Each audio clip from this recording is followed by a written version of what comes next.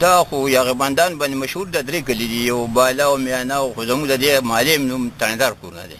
تڼیدار کورونه. تاسو نوم څه دی؟ زموږ معلم جان محمد دی، خو بس مشمول نه تورا دي په مشهور په دې ما تورا.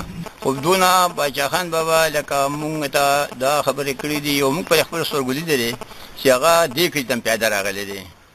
دې بکیانه کې نه را روان و، موږ هغه وخت کې ماشومان وو، بیا موږ داسې بغر کې شو غټ شو، بیا په بټګرام کې د هغه میټنګ موږ سره ناست وو او هغه موږ ته ډېرې ښایسته خبرې وکړلې چې دا ستاسو د قوم او زموږ شریک مفاد دي او موږ باندې باري خلک راځي او موږ اتفاقونه خرابوي، بې اتفاقۍ راولي. لاول موږ خپلو کې دښمنۍ دي دا ختمې کوو، پاسې بچو وګرځئ دا دښمنۍ ختمې کړئ، دې کې روغې وکړئ. که کومه دښمني نه ختمېده نو خیر دی ما ته ووایه زه هم راشم. تاسو د جمعې په جومات کې په بټګرام کې میټنګ او موږ سره دا نصیحت وکړو چې اوس نه پاسه د خلکو روغې وکړئ، دې سیر ته یو جنګ را روان دی، د هغې جنګ مخنیوي موږ نو څه نه شو کولی، زما پښتانه لالچیان دي او دې کې به راشي دا جنګ به د روسو د امریکایي وي. تاسو کوشش وکړئ په دې ځای کې هم دا ختمې کړئ، دا دښمنۍ ختمې کړئ.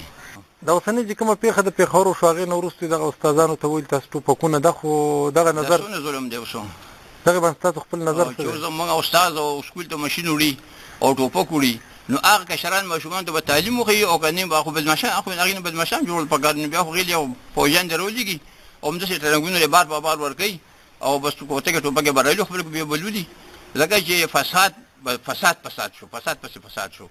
نو زه خو یم چې دا معاشره د هغه باچا خان بابا د خدای وبخي هغه چې سویلو نه خو ټیک شو، خو سره دا بل چل کوي، هغه تعلیم یافته ټوپک مارن هغه هم ټوپک مار شو. نو چې هم ټوپک مار شو نو د پښتنو خپل دښمنۍ شته، د پښتنو خپلې پیتنۍ شته او هغه کې استادان به هم شي، هغوی به کوټک هم ورکړي، ټوپک به هم ورکړي. نو ماشومان بدماشان شو، استادان به دغه شي ټوپک مار شو، فایده نقصان پسې نقصان شو.